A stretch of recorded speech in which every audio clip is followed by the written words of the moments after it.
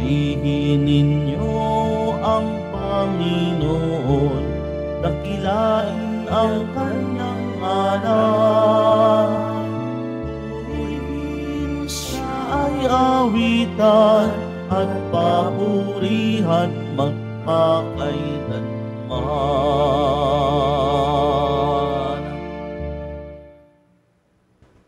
Sa ngalan ng Ama at ng Anak at ng Espiritu Santo. Amen. Ang pagpapala ng ating Panginoong Hesukristo, ang pag-ibig ng Diyos Ama, at ang pakikipagkaisa ng Espiritu Santo naway sumainyong lahat. At sumaiyo rin.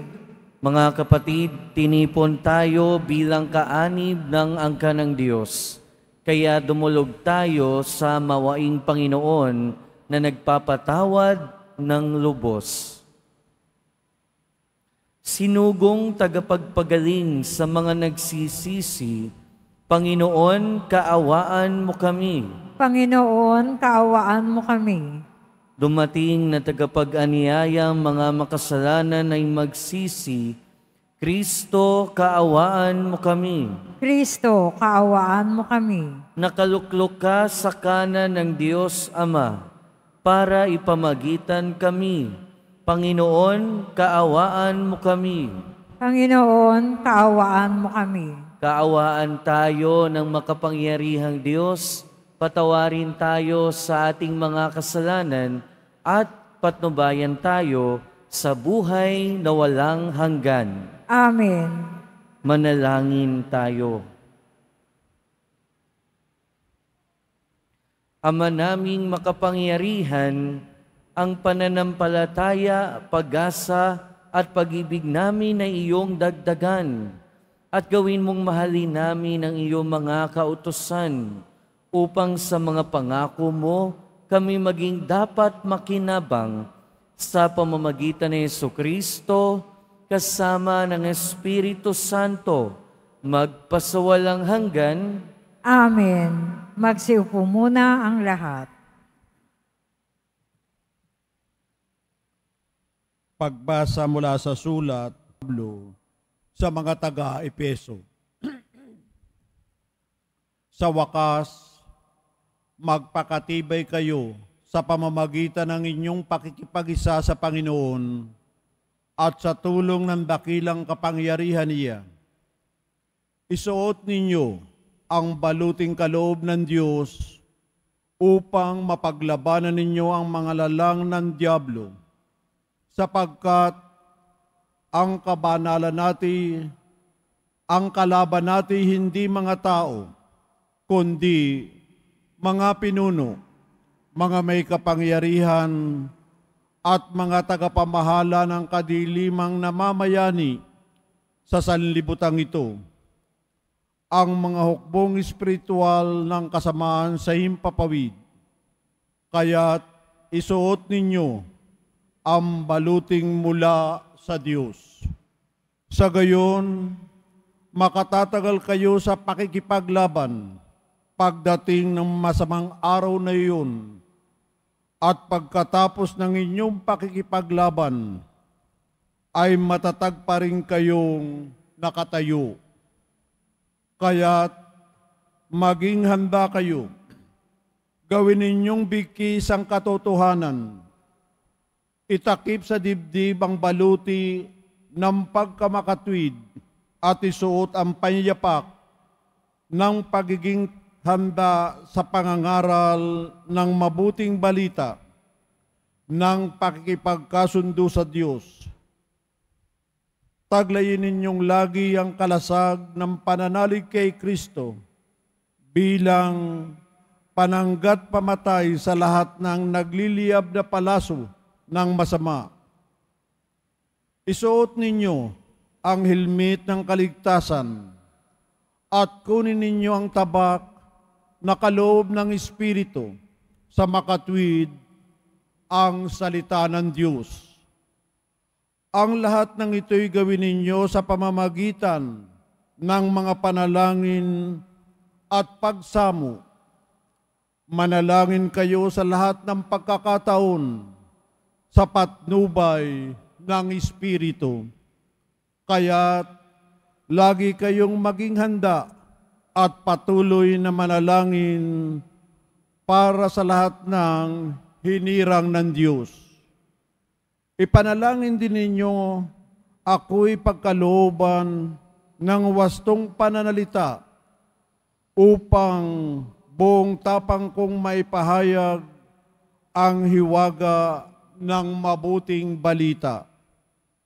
Dahil sa mabuting balitang ito, ako'y sinugo at ngayoy natatanikalaan, kaya't ipanalangin ninyong maipahayag ko ito ng buong tapang, gaya ng nararapat. Ang salita ng Diyos. Salamat sa Diyos. Ang poon ay papurihan, siya ang aking sanggalang. Ang poon ay papurihan, siya ang aking sanggalang. Purihin ang poon na aking sanggalang. Sa pakikibaka, ako ay sinanay. Inihanda ako upang makilaban. Ang poon ay papurihan, siya ay aking sanggalang. Matibay kong muog at tagapagligtas, at aking tahanang hindi matitinag.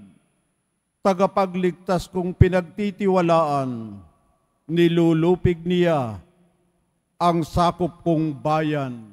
Ang poon ay papurihan, siya ay aking sanggalang. O Diyos, may awitin akong bagong-bago. Alpay tutugtugin at aawit ako. Tagumpay ng hari ay iyong kaloob at ililigtas mo si David mong lingkod. Ang poon ay papurihan, siya ay aking sanggalang. Magsitayo na po ang lahat.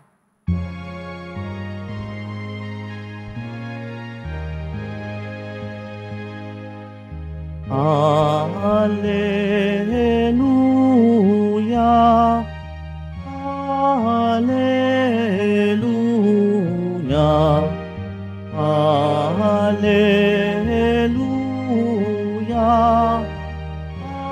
Alleluia.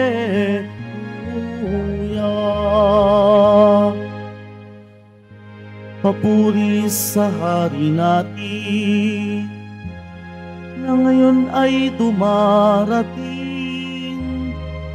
kapayapaan ay kamtin. Alleluia,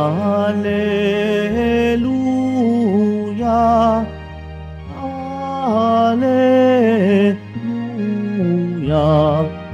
Alleluia, Alleluia.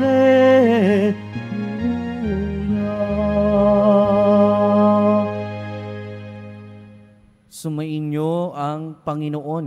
At sumayo rin. Ang mabuting balita ng Panginoon ayon kay San Lucas. Papuri sa iyo, Panginoon. Dumating noon ang ilang Pariseyo at sinabi nila kay Jesus, "Umalis ka rito sapagkat ibig kang ipapatay ni Herodes." At sumagot siya, "Sabihin ninyo sa alamid na iyon na nagpapalayas ako ngayon ng mga demonyo at nagpapagaling. Bukas gayon din, sa 3 araw, tatapusin ko ang aking gawain. Ngunit dapat ako magpatuloy sa aking lakad ngayon. Bukas sa makalawa, sapagkat hindi dapat mamatay sa labas ng Jerusalem ang isang propeta. Jerusalem, Jerusalem, pinapatay mo ang mga propeta at binabato ang mga sinugo ko sa iyo. Makailan kong sinikap na kupkupin ang iyong mga mamamayan, gaya ng paglukob ng inahin sa kanyang mga sisiw, ngunit ayaw mo, kaya't lubos kang pababayaan. Sinasabi ko sa iyo, hindi mo na ako makikita hanggang sa dumating ang oras na sasabihin mo, pagpalain nawa ang dumarating sa pangalan ng Panginoon. Mga kapatid, ang mabuting balita ng Panginoon. Pinupuri ka namin, Panginoong Hesukristo. Magsiupo muna ang lahat. Makailan kong sinikap na kupkupin ang iyong mamamayan, gaya ng paglukob ng isang inahin sa kanyang mga sisiw, ngunit ayaw mo. Mga kapatid, welcome po sa Minor Basilica National Shrine of Jesus Nazareno at magandang umaga sa inyong lahat. Sa ating ebanghelyo, pinatutunayan dito na walang maliw at walang tigil ang pag-aalaga at pagkalinga ng ating Panginoon.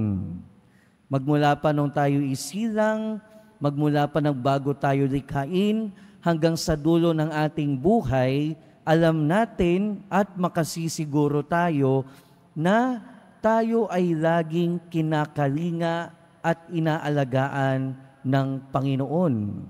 Pero ang tanong sa atin at hamon ngayon ay papaano natin ito sinusuklian. Sa ating ebanghelyo narinig natin kung papaanong gustong paalisin na naman ang ating Panginoon nung mga hindi naniniwala sa Kanya, nung mga ayaw maniwala sa Kanya. Kaya nga yung bungad ng mga tao sa ating ebanghelyo, umalis ka rito sapagkat gusto kang ipapatay ni Herodes. Pero yung sinabi na ito ng mga Hudyo sa ating Panginoon ay hindi naman out of concern, hindi dahil sa malasakit. Oo, gusto siyang ipapatay ni Herodes, pero sinasabi din ito ng mga tao, hindi dahil concern sila, pero dahil ayaw din talaga nila na naroroon ang ating Panginoong Hesukristo.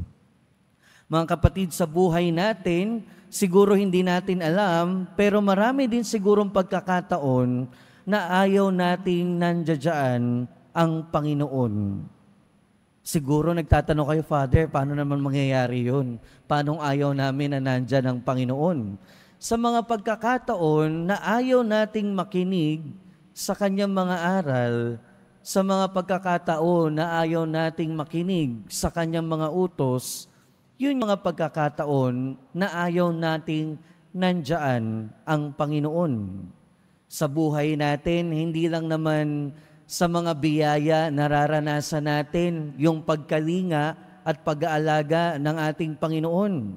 Sa bawat aspeto at bawat sandali ng ating buhay, parang inahin ang ating Panginoon na lagi tayong inaakay sa Kanyang lilim. Ibig sabihin, sa bawat sandali ng ating buhay, sa bawat pagkakataon na gusto ng Diyos na tayo ay mapabuti, yun yung mga pagkakataon na tayo ay Kanyang nilililiman na parang inahin at tayo parang mga sisiw. Pero hindi lahat ng pagkakataon maganda sa ating pananaw. Hindi lahat ng pagkakataon masaya sa ating pananaw. Ibig sabihin, may mga pagkakataon na yung pagkalinga ng ating Panginoon ay hindi masyadong maganda sa dating o yung dating para sa atin. Meaning, di ba, may mga pagkakataon na mahirap sundin ang utos ng Panginoon. May mga pagkakataon na mas gusto nating sundin yung ating sarili. At ano yung mga pagkakataon na yun? Yun yung mga pagkakataon na kapag kaayaw nating tumulong. Yun yung mga pagkakataon na para bang ayaw nating magmalasakit sa ating kapwa. At yun yung mga pagkakataon na mas pinipili natin yung ating sarili kesa sa Diyos. Yun yung mga pagkakataon na mas pinipili natin ang magkasala kesa mas manatili sa kabutihan ng Panginoon. Mga kapatid, laging nandyan ang pagkalinga, laging nandyan ang pag-aalaga, laging nandyan ang paggabay ng ating Panginoon. Pero ang hinihingi sa atin ay meron din itong responsibilidad. Ano yung responsibilidad na yon? Nasuklian ang pag-aalaga at pagkalinga ng ating Panginoon. Sa papaanong paraan? Sa ating pakikinig sa Kanya at sa ating pagsunod sa utos at kalooban ng Panginoon.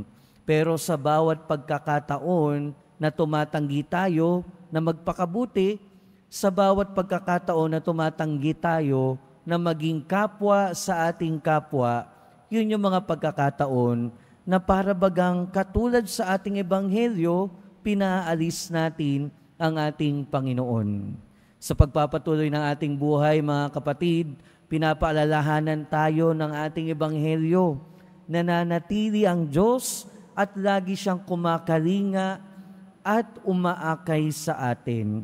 Pero inaanyayahan din tayo ng ating pagbasa. Panatilihin din natin ang ating Panginoon sa ating buhay. Huwag natin siyang paalisin. Panatilihin siya sa ating buhay sa pamamagitan ng ating pagpapakabuti at pagpapakabanal sa bawat sandali ng ating buhay. Amen. Magsitayo na po ang lahat.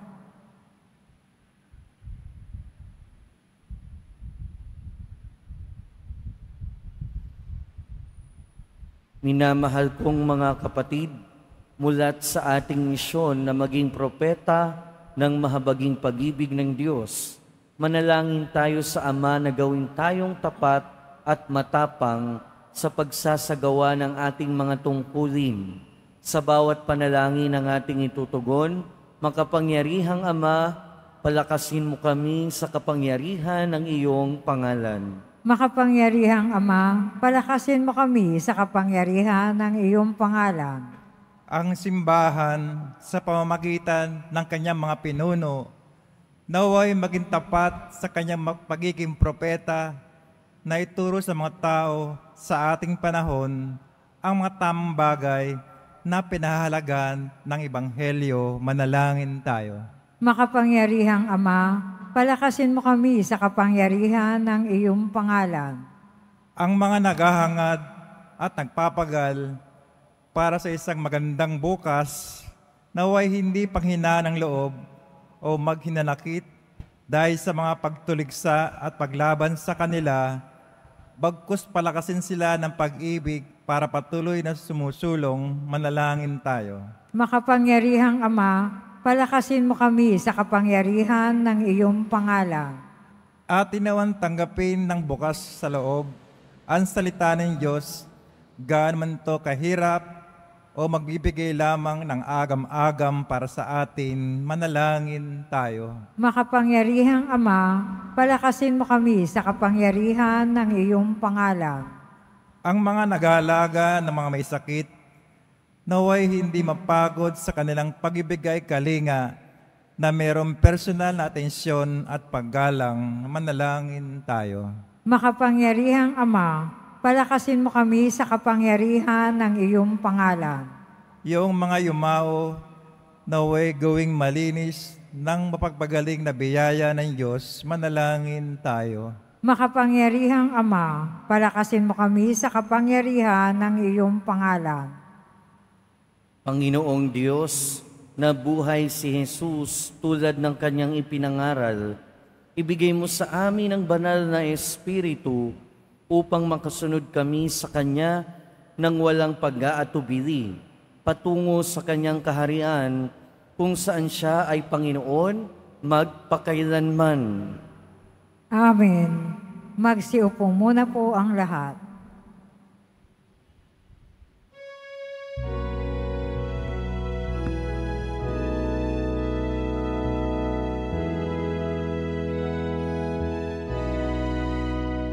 Itong tinapay at alak na mula sa'yo, ihahain sa kabutihan mo, kunin at tanggapin, alay sa'yo.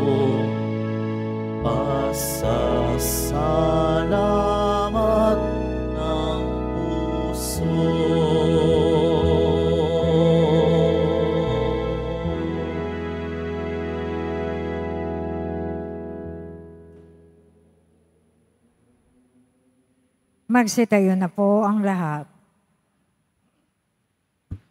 Manalangin kayo mga kapatid, upang ang paghahain natin ay kalugdan ng Diyos amang makapangyarihan. Tanggapin nawa ng Panginoon itong pag-aahin sa iyong mga kamay, sa kapurihan niya at karangalan, sa ating kapakinabangan at sa buong sambayan niyang banal. Ama naming lumikha, tunghayan mo ang mga alay na aming inihahain sa iyong kadakilaan, upang ang paglilingkod na aming ginagampanan ay humantong sa iyong lalong ikadarangal sa pamamagitan ni Jesucristo kasama ng Espiritu Santo, magpasawalang hanggan. Amen. Sumainyo ang Panginoon. At sumaiyo rin. Itaas sa Diyos ang inyong puso at diwa. Itinaas na namin sa Panginoon. Pasalamatan natin ang Panginoong ating Diyos. Marapat na siya ay pasalamatan. Ama naming makapangyarihan, tunay ngang marapat na ikaw ay aming pasalamatan. Pinagbibigyan mong ito'y aming maihayag, kahit na ito'y walang anumang maidaragdag. Sa kadakilaang sa iyo ay likas. Sa pagpupuri nami ang nakikinabang, ay kami ring iyong pinakikiharapan sa pamamagitan ng iyong anak na minamahal. Kaya kaisa ng mga anghel na nagsisiawit ng papuri sa iyo, nang walang humpay sa kalangitan, kami nagbubunyi sa iyong kadakilaan. Santo, Santo, Santo, Panginoon Diyos ng mga hukbo, napupuno ang langit at lupa ng kadakilaan mo. O sana sa kaitaasan, pinagpala ang naparirito sa ngalan ng Panginoon. O sana sa kaitaasan, magsiluhod po ang lahat.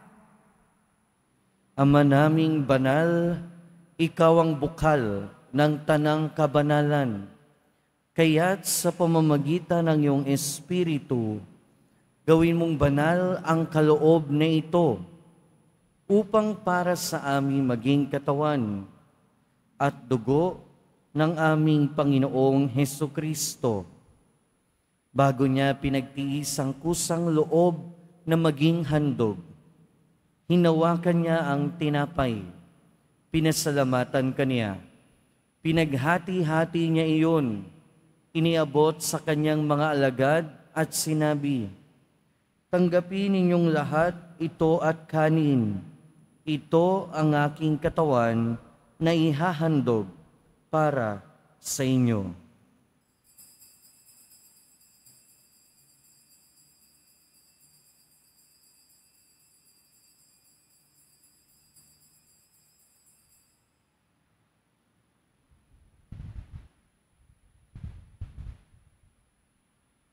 Gayon din naman nung matapos ang hapunan, hinawakan niya ang kalis, muli kanyang pinasalamatan.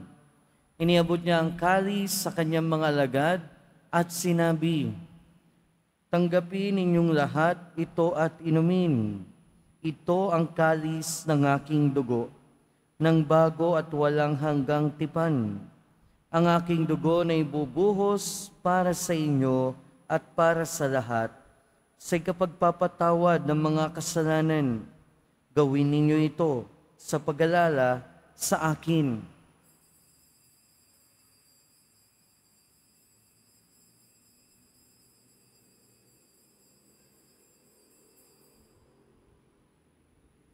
Magsitayo na po ang lahat. Ipagbunyi natin ang misteryo ng pananampalataya. Si Kristo'y namatay, si Kristo'y nabuhay, si Kristo'y babalik sa wakas ng panahon. Ama, ginagawa namin ngayon ang pag-alala sa pagkamatay at muling pagkabuhay ng iyong anak. Kaya tiniaalay namin sa iyo ang tinapay na nagbibigay buhay at ang kalis na nagkakaloob ng kaligtasan. Kami nagpapasalamat dahil kami iyong minarapat na tumayo sa harap mo para maglingkod sa iyo. Isinasamo namin kaming magsasalo-salo sa katawan at dugo ni Kristo ay mabuklod sa pagkakaisa sa pamamagitan ng Espiritu Santo. Ama, lingapin mo ang iyong simbahang laganap sa buong daigdig. Puspusin mo kami sa pag-ibig kaysa ni Francisco na aming Santo Papa at ni Jose na aming Obispo at ng Tanang Kaparian. Alalahanin mo rin ang mga kapatid naming nahimlay nang may pag-asang sila'y muling mabubuhay, gayon din ang lahat ng mga pumanaw. Kaawaan mo sila at patuloyin sa iyong kaliwanagan. Kaawaan mo at paghindapating kaming lahat na makasalo sa iyong buhay na walang wakas.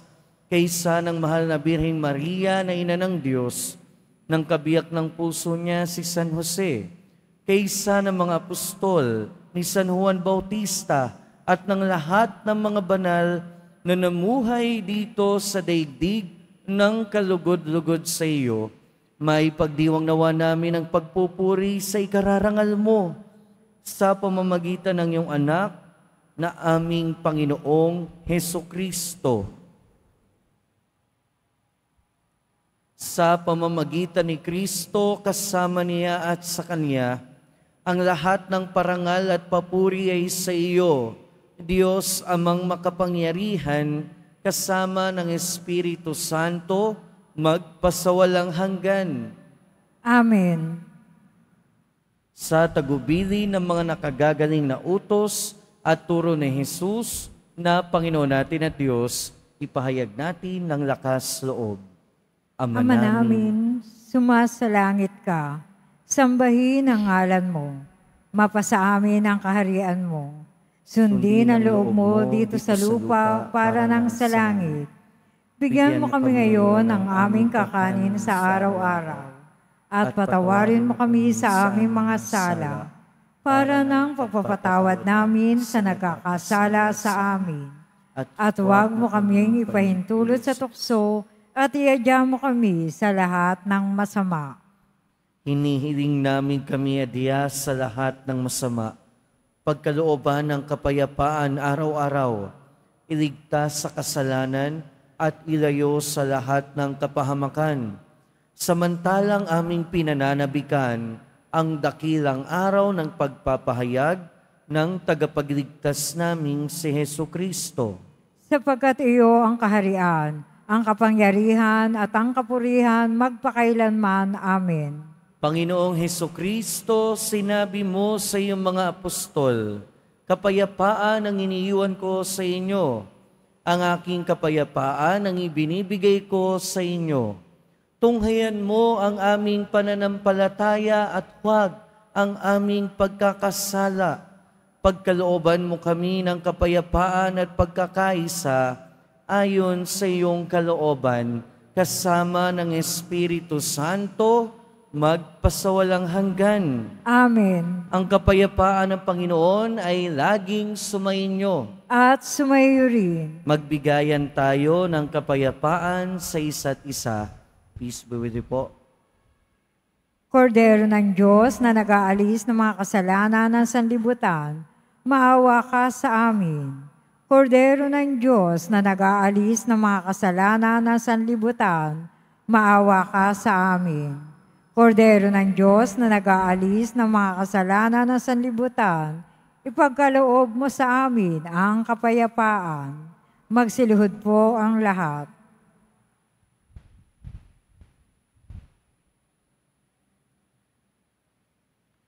Ito ang kordero ng Diyos.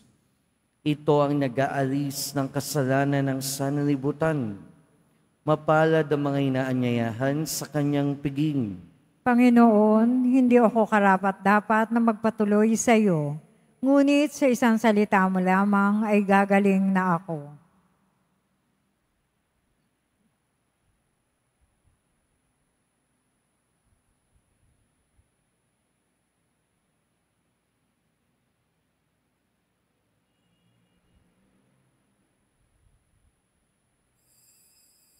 Para sa lahat ng tatanggap ng banal na communion, Sasagot po tayo ng amen pagkasabi ng pari o ng lay minister ng katawan ni Kristo at isubo agad sa bibig bago umalis sa harapan ng pari o lay minister.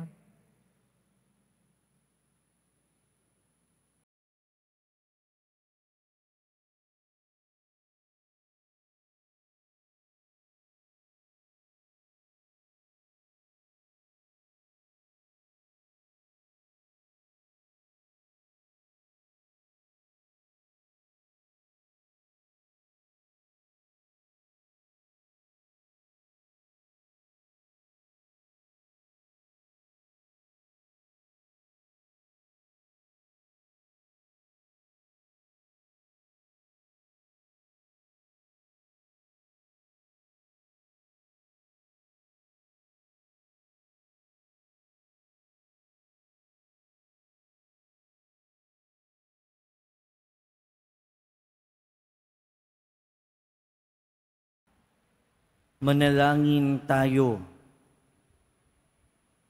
Ama naming mapagmahal, maging lubos nawa ang aming pakikinabang sa tinanggap namin sa piging mong banal, upang ang aming ginaganap ng lantaran ay siyang aming makamtang tunay sa pamamagitan ni Jesucristo kasama ng Espiritu Santo, magpasawalang hanggan. Amen. Sumainyo ang Panginoon. At sumaiyo rin. Mahal na poong Jesus Nazareno, inihayag mo sa pamamagitan ng krus ang walang maliw na pag-ibig ng Diyos sa sangkatauhan. Pakinggan mo ang kahilingan ng iyong angkan na nagsusumamo sa iyo. Makamtanawa nila ang iyong katugunan at tanggapin ang kasagutan na may utang na loob na tinatanaw. Basbasan din po ninyo ang mga daladala nilang imahin at dasalan. Sa pamamagitan ng bendisyon na ito, naway maalaala nila ang mga pangako nila noon sa binyag, na ikaw ang kanilang iibigin at paglilingkuran bilang Panginoon, magpasawalang hanggan. Amen. At pagpalain kayo ng makapangyarihan at mapagkalingang Diyos, Ama, Anak, at Espiritu Santo. Amen. Humayo kayong taglayang kapayapaan ng Poong Jesus Nazareno. Salamat sa Diyos.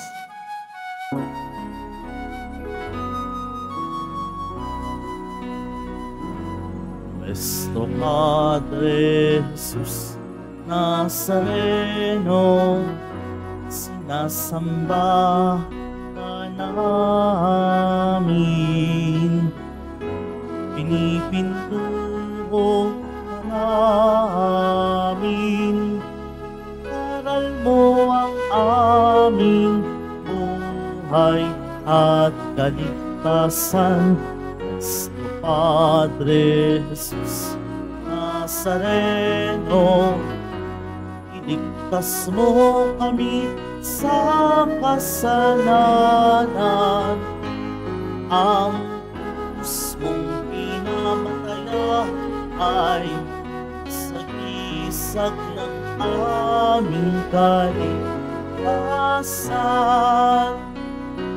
Nuestro Padre Jesus Nazareno, inarangal ka namin.